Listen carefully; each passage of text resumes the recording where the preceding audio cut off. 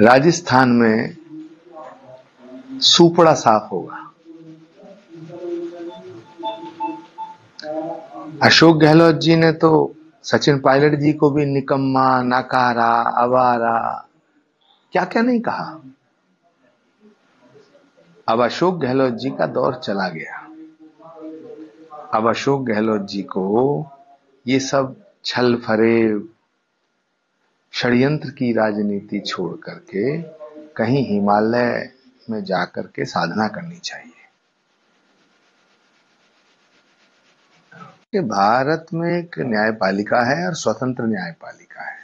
हमें सबको न्यायपालिका का सम्मान करना चाहिए। और मुझे लगता है कि जो न्यायपालिका फैसला देगी वो सब इस देश के हित में होगा। जहां तक केजरीवाल जी का विषय, केजरीवाल जी बहुत समझदार नेता हैं और न्यायपालिका पर उनका पूरा विश्वास है। न्यायपालिका के फैसले की प्रतीक्षा करनी चाहिए। बाकी तो हर सवाल पे उंगली उठती है, हर जवाब पे उंगली उठती है। लोकतंत्र है। अब कांग्रेस के कुछ नेता कह रहे हैं साहब ईवीएम का खेल है। तो अगर ईवीएम खराब है तो पहले कर्नाटक में, तेलंगाना में, हिमाचल प्रदेश में जो सरकार बनी है इन्हें इस्तीफा दे देना चाहिए।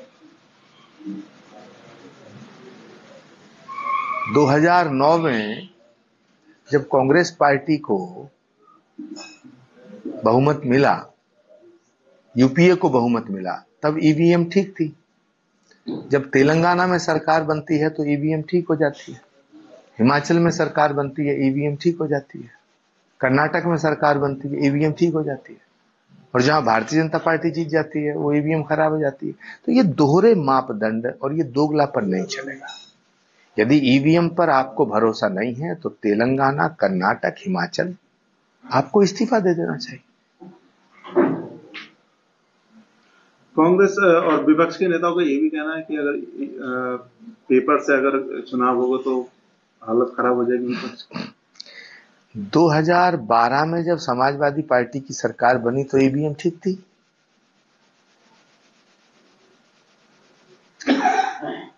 जहां जहां बीजेपी के खिलाफ सरकारें बनी हैं वहां ईवीएम ठीक है।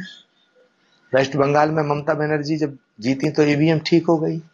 मुझे लगता है ये इन लोगों का देश के लोकतंत्र पर भी भरोसा नहीं है, देश की न्यायपालिका पे भरोसा नहीं है, देश के संविधान पे भरोसा नहीं है, देश के प्रधानमंत्री पे भरोसा नहीं है, देश की संस्थाओं पे भरोसा नहीं है। और अब मुझे ऐसा लग रहा है इन्हें अपने आप पर भी भरोसा नहीं है कि जो पैसा नंबर 1 में दिया जाता है, चाहे वो किसी को कर्ज दिया गया हो, चाहे किसी को दान दिया गया हो, उसमें तो छुपाने की कोई बात ही नहीं है। वो तो ऑन रिकॉर्ड है, इंटरनेट पे है। अदालत मांग रही है, बैंक ने उसकी पूरी लिस्ट दे दी है और भी दे देंगे। इसमें तो कोई मुद्दा बनाने का कोई सवाल नहीं उठता। खुला खेल फर्रुखाबादी है। लेकिन फिर भी अगर विपक्ष के नेता हल्ला मचाना चाहते हैं तो मचाएं। इनका एक मात्र उद्देश्य है, 1 पॉइंट प्रोग्राम है कि नरेंद्र मोदी को बदनाम किया जाए, मोदी के दामन को कैसे गंदा किया जाए। ये सुबह से शाम तक यही सोचते रहते हैं। और जितना ये मोदी के ऊपर कीचड़ उछालते हैं, कमल खिलता रहता है। यही पिछले 10 सालों से हो रहा है और मुझे लग रहा है यही अगले 10 सालों 20 सालों तक होता रहेगा। से सवाल करिए कि अगर ईवीएम गलत है तो हिमाचल प्रदेश की सरकार, कर्नाटक की सरकार, तेलंगाना की सरकार, वेस्ट बंगाल की सरकार, तमिलनाडु की सरकार, केरल की सरकार इस्तीफा क्यों नहीं देती? अब जब हमारी सरकार बने तो ईवीएम ठीक, हम हार जाएं तो ईवीएम गलत। ये दोहरी बातें नहीं चलेंगी, ये दोहरे मापदंड नहीं चलेंगे। ये डेमोक्रेसी के खिलाफ है।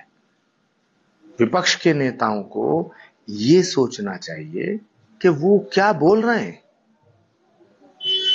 क्या इस देश में लोकतंत्र नहीं है? क्या इस देश में न्यायपालिका नहीं है? कुछ तो भरोसा करें। विपक्ष के सारे नेता, ये बड़ा लोकतंत्र का दुर्भाग्य है कि सारे के सारे नेता राहुल गांधी जी की तरह बात करने लगे। देखिए, राहुल गांधी जी को खुद ही नहीं पता है वो क्या कह रहे हैं।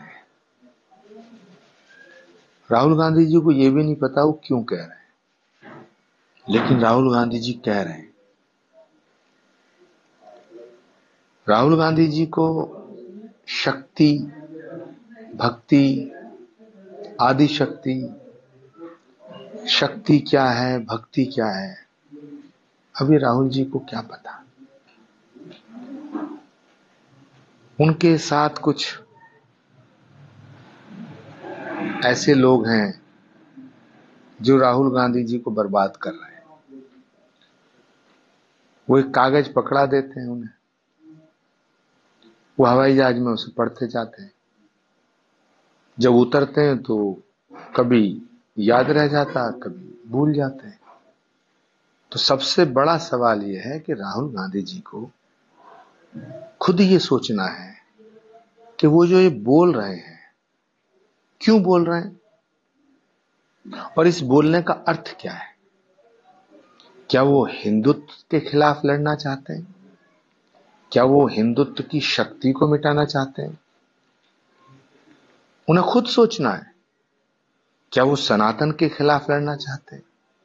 तो एक बार साफ साफ उन्हें बोलना चाहिए और ये साफ करना चाहिए कि वो भाजपा के खिलाफ हैं या हिंदू धर्म के खिलाफ है।